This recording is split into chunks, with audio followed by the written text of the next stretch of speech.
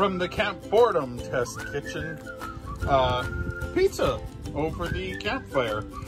And this is a Jiffy crust, some sausage, cheese, and obviously sauce in the cast iron pot over the propane campfire. And I'm gonna put a lid on, I'm gonna stick a lid on it, and we'll see what happens. So we'll try all kinds of stuff here at the Camp Boredom Test Kitchen.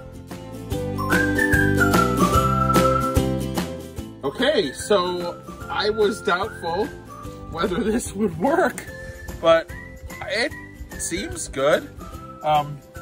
What I did is I put this lid on the pizza so it kind of cooked like an oven, and it seems to be crispy, and well, we'll give it the taste test in a few minutes. So, man, this grub here at Camp Boredom isn't half bad.